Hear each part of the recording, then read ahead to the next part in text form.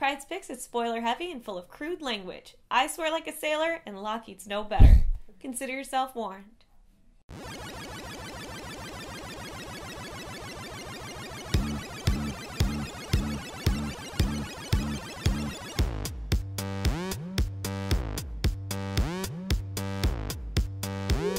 Hi everyone, it's May 28th, and I'm here at this week's Pryde's Picks. This week we have a butt ton of Marvel, a couple books from DC, and a handful from Image, Boom, and Dark Horse Comics. So let's get started. First up is Thanos Annual, Issue 1. Now, overall, I'm never really tickled with annuals. I feel like they're one-shot throwaways, and as much as they try really hard, sometimes they just bring up old stuff, and it just feels like a waste of my money. But the Thanos Annual was actually really good. Maybe it's something you guys all knew about, but this takes place kind of back in like 1974, 76-ish in the comics. So Thanos has lost the Cosmic Cube, and he's lost his power, he gets fucked up, he's about to die. Mephisto takes him, and Mephisto's like, you can be my little butt monkey, and, you know, maybe I won't damn you forever, and maybe life won't totally suck.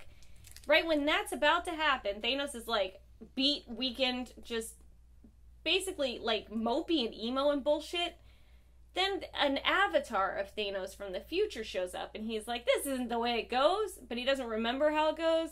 Anyway, then he takes Thanos on a little stroll through his life. And you see a lot of ups, a lot of downs, you see a lot of twists and turns, and one thing is Thanos from back then doesn't know about the gauntlet yet. He's like, you'll know about this, you're gonna want this thing.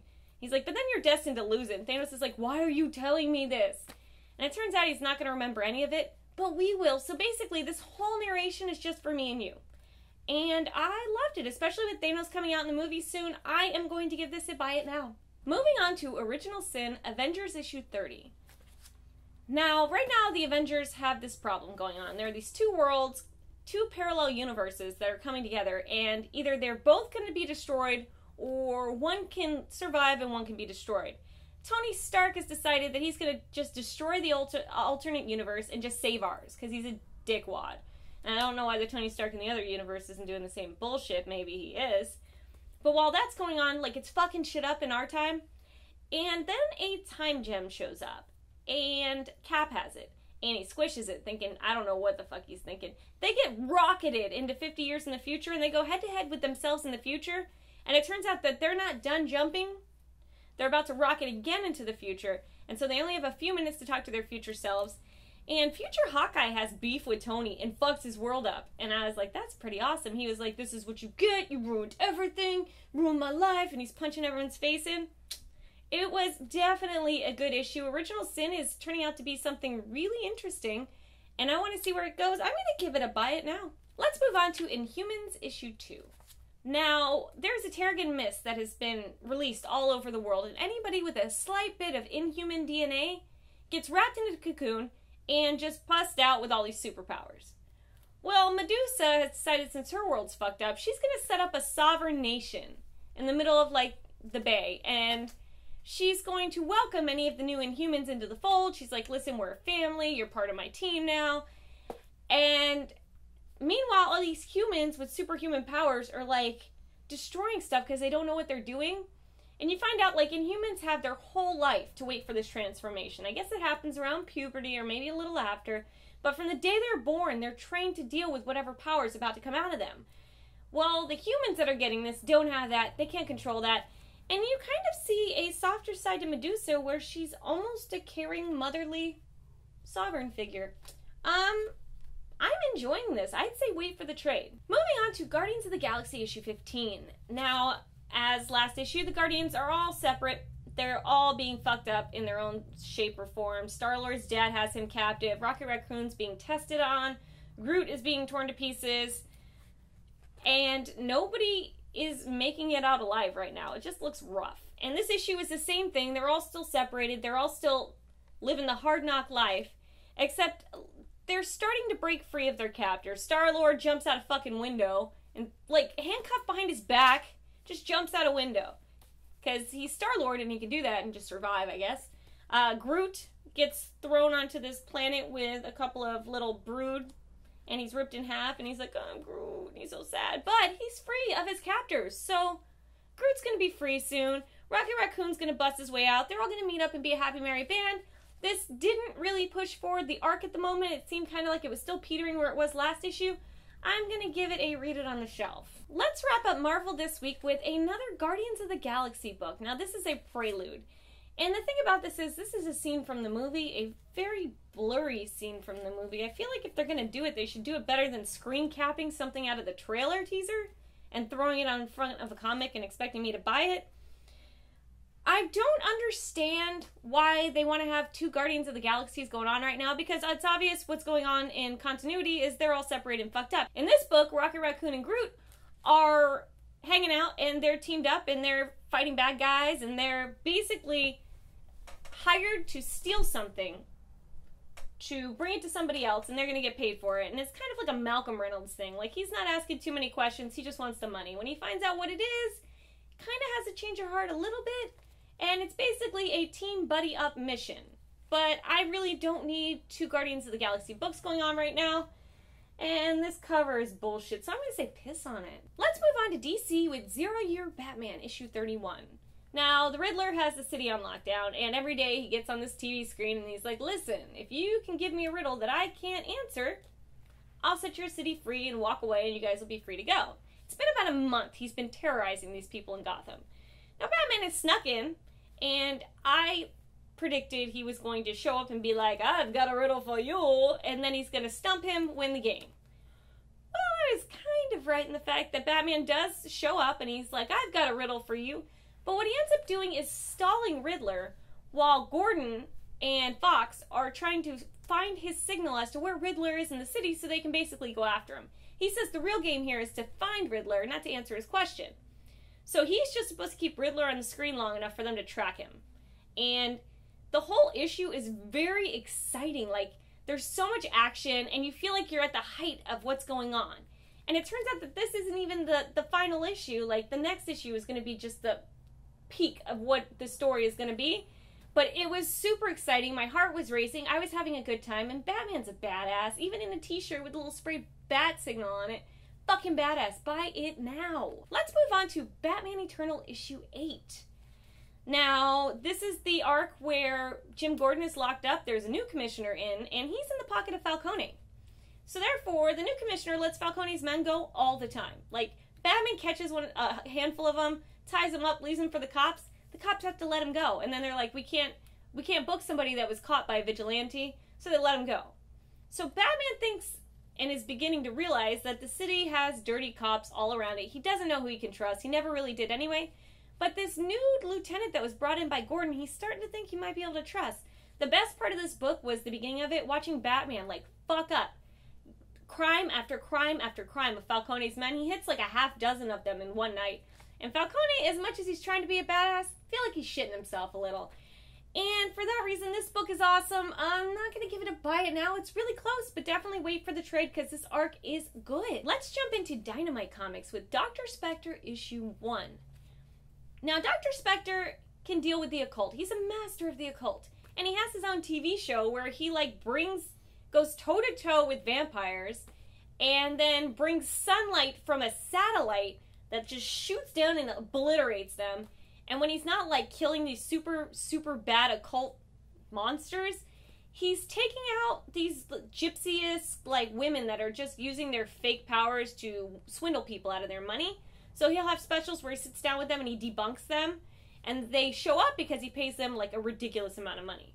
Well, in this book, this old lady shows up and he's going to debunk her. Except then he starts seeing some fucked up shit. People start dying.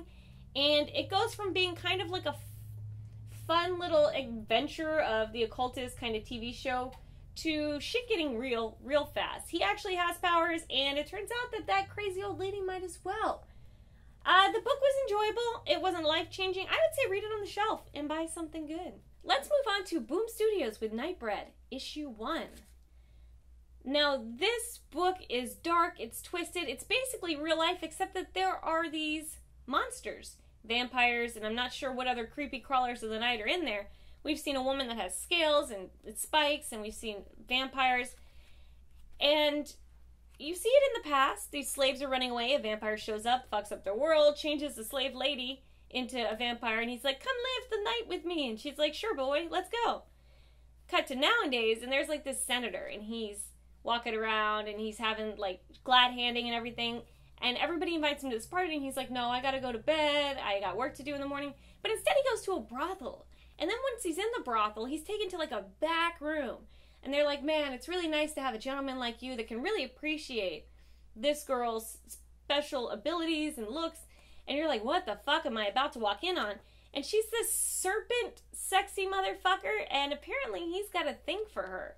So basically, Nightbreed is every monster that goes bump in the night, super dark, super twisted, in real world. And I actually really liked it. I'm going to say, read it on the shelf, and if you like it, buy it now. Let's wrap up this week with Image Comics. Now, the thing about Image Comics is, if you asked me a year ago what my favorite comic book franchise would be, I would say Marvel.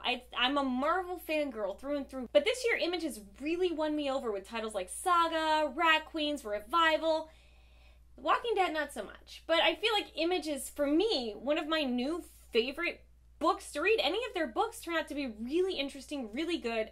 And I suggest just picking up any Image comic you can get your hands on right now, because they are publishing some amazing shit. That being said, I stumbled across a Revival Chew mashup issue 1. And on one side, it is Chew and Revival, and it's in the Chew art, and it's in the Chew style of kind of comedy, kind of silly, kind of funky. And on the other side, it is Revival in the Revival art, where it is dark and twisted, and it looks just like you're reading the Revival comics.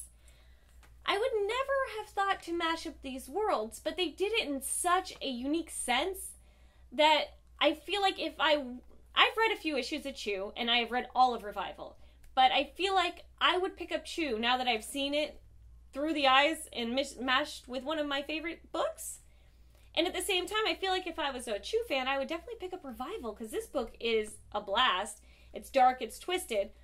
But for those of you that don't know, Revival is basically a resurrection show. There's this small town, people have been resurrecting from the dead. Lately, people have been cutting body parts off and selling them on the black market because everyone thinks that they ingest it, maybe it'll help them live forever, like outside of the town. They're quarantined, but somehow this black market booty is getting through. Now with Chew, there's this Agent Chew, and he is some sort of psychic, but he eats stuff. And when he eats stuff, he can feel, sense, see where it has come from. So just say he eats a piece of lettuce, he can tell where it was grown, what pesticides were used on it. Basically, it's life story until it went in his mouth. So you mash up Chew with Revival, and you expect Agent Chew to be like gnawing on body parts to find out why these people are coming back to life. In the Chew book, it's more of a fun take. They're chasing this guy, there's this missing arm they're looking for some reason.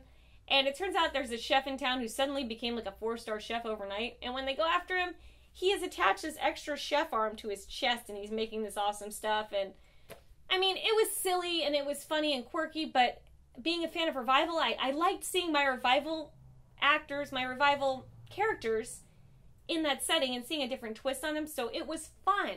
Now, when you flip the book over and you go to watch it in Revival's time, it's a different story arc. There is this old lady that is like taking all these dead bodies out of the graves, and she's like grafted skin on them, and now she has them dancing together in like this barn, and it's really fucking twisted and weird. But it's cool to see the Chew guy in this realm because he's a lot more serious, he's a lot more dark, and I don't know, everything about this book was fun. My favorite part by far in this book was at the beginning, Dana Cypress the cop, the main character, has a son. And he's doodling, and in his doodle, he doodles a lion cat. And a lion cat is from Saga. And he also makes other references that they're kind of lost on me, but I have a feeling they're referencing other Image comic books at the time. Amongst being such a meta book, they kind of folded in on itself again by adding more little Image comics in there. Everything about this book was a win for me. So I'm going to say if you're a fan of one of these two genres, buy it now, because you might actually become a fan of the other. Revival and Chew. I am going to wrap up this week by begging you, if you have watched any of my videos, I don't ask for much. I'm mostly here to entertain and insult and offend and have a good time.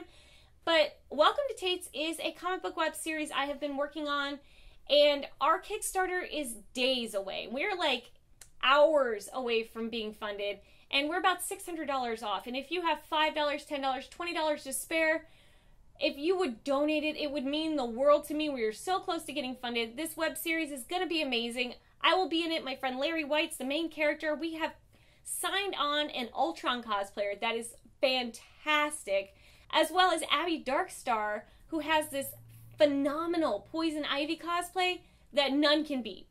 She actually lives in California, but she's willing to come out for this project because she's from here and she knows all about Tate's Comics and she's a fan of Tate's Comics, and she couldn't say no.